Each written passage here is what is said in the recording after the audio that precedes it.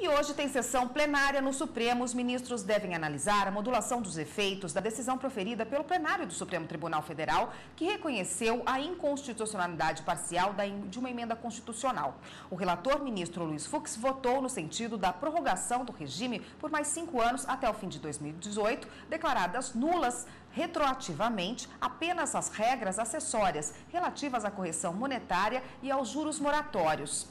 E aqui no estúdio está a consultora jurídica da TV Justiça, Gisele Reis, que vai explicar para a gente melhor esses processos de hoje da pauta do plenário do Supremo Tribunal Federal. Boa tarde, Gisele. Boa tarde, Érica. Bom, em relação a esse assunto, os ministros podem rediscutir o que já foi julgado em relação aos precatórios? Não, isso não vai acontecer, Érica, no que diz respeito à declaração de inconstitucionalidade. Esse aspecto, ele já foi analisado pelos ministros. A gente, na verdade, costuma dizer que um julgamento, quando se analisa o mérito, ele está efetivamente concluído quando há a proclamação do resultado. Então, é um julgamento conjunto no que diz respeito a essas duas ADIs que tratam do tema precatórios. Então, em relação ao mérito, ao julgamento sobre a questão constitucional, envolvendo essa questão da emenda constitucional, isso já foi analisado, já houve debates, os ministros já apresentaram os votos e já ficou, então, declarada a procedência parcial dessas ações diretas de inconstitucionalidade. Então, em relação a esse aspecto, que diz respeito ao mérito da ação direta de inconstitucionalidade, aquilo que efetivamente os ministros analisam quando vão deferir ou indeferir os pedidos feitos numa ação, isso já foi feito. O único ponto agora que está sendo debatido diz respeito exatamente a essa questão que você mencionou, que é a modulação dos efeitos, ou seja, a partir de quando essa decisão da Suprema Corte, que declarou inconstitucional esses dispositivos, aí, parte dos dispositivos, a partir de quando essa decisão vai ter efeitos. Então, foi feita uma proposta de modulação pelo ministro Luiz Fux, alguns outros ministros já votaram nesse sentido, e a sessão de hoje ela é exatamente para continuar o julgamento.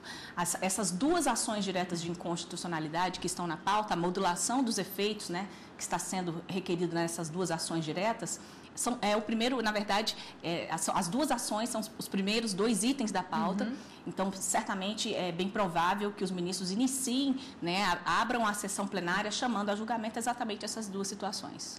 Bom, havia uma ação cautelar também relativa a esse tema para ser julgado, Ainda está prevista na pauta de hoje? Não, ela não está. Realmente, desde a semana passada, tinha essa previsão de que, para a sessão de hoje, estava aí prevista essa ação cautelar, que também diz respeito a essa questão de precatórios. Mas, verificando o andamento processual dessa ação cautelar, foi possível, na verdade, constatar que o ministro Fux, ontem, ele deferiu a liminar nessa ação cautelar, de tal forma que ele permitiu que os precatórios federais continuassem sendo feitos, os pagamentos desses precatórios federais, na mesma sistemática que vinham sendo feitas antes da declaração de inconstitucionalidade do Supremo Tribunal Federal. Com essa decisão do ministro Luiz Fux, o que ele fez, na verdade, foi cassar uma decisão da Corregedoria Nacional de Justiça. Havia uma determinação do CNJ no sentido de que já se observassem aquilo que o Supremo Tribunal havia decidido. E com essa nova decisão, então, que foi proferida ontem pelo ministro Luiz Fux, o que se tem é que os precatórios federais, eles devem ser pagos dentro da mesma sistemática que já haviam sido implementadas com a emenda constitucional de 2000. Então, a partir dessa emenda constitucional, com as regras então previstas até então, é que esses precatórios devem continuar sendo pagos. E essa foi a determinação. E as propostas de súmulas vinculantes voltam à pauta hoje? O que deve ser definido?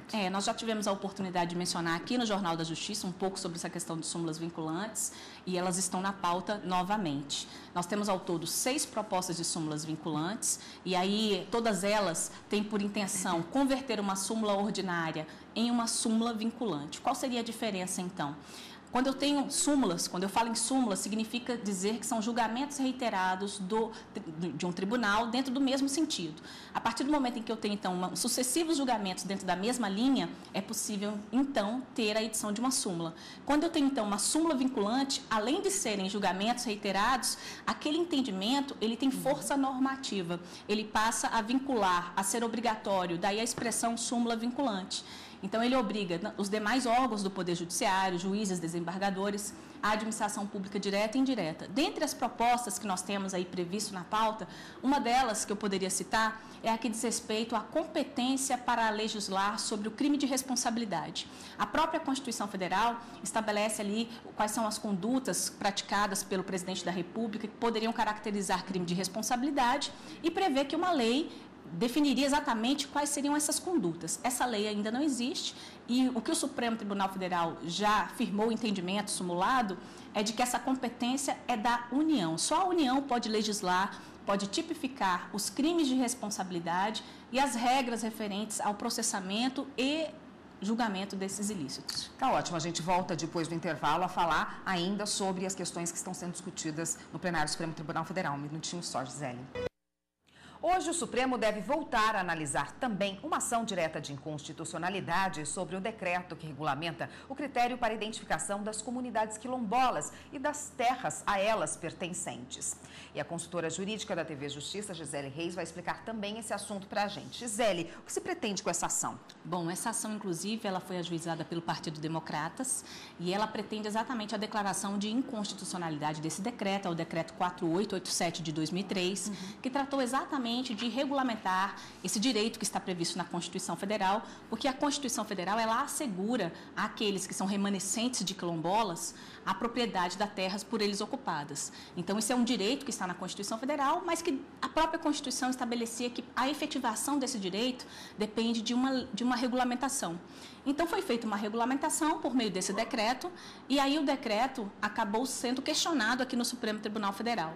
Então, esse processo também está na pauta de hoje. O que se busca é exatamente declarar a inconstitucionalidade, e dentre os argumentos que são colocados para a declaração da inconstitucionalidade, está, por exemplo, que o decreto se utiliza da denominação da desapropriação. Dentre os procedimentos ali previstos para o reconhecimento da titularidade da terra para os quilombolas, haveria a necessidade de uma desapropriação. E, de acordo com o Partido Democratas, não há que se falar em desapropriação neste tipo de procedimento, porque a titularidade das terras já estaria aí prevista na própria Constituição Federal, e quando se fala em desapropriação, eu teria que ter também a questão da indenização. Então, eles são contra alguns termos mencionados no próprio decreto, e até o fato dessa regulamentação ter sido feita por decreto. Eles entendem que um decreto não poderia tratar exatamente dessa matéria. E qual é o critério utilizado para identificar quem é o quilombola? Então, esses critérios estão definidos nesse decreto que está sendo questionado.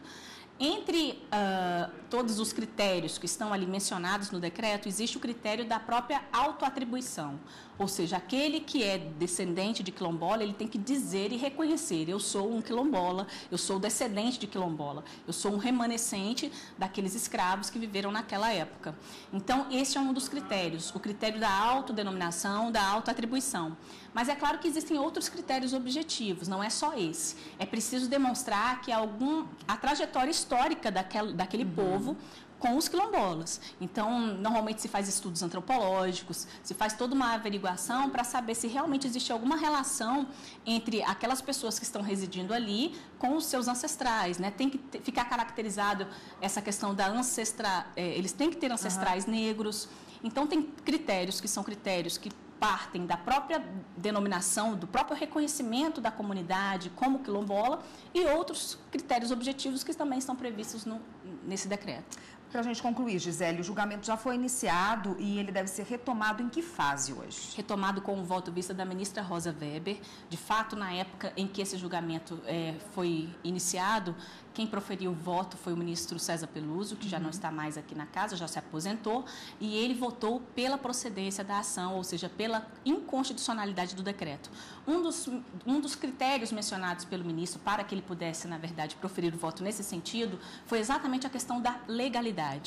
O decreto não poderia regulamentar um direito previsto na Constituição Federal. De acordo com o ministro aposentado, o decreto serve para regulamentar o que está numa lei, mas somente uma lei pode regulamentar direitos que estão na Constituição Federal.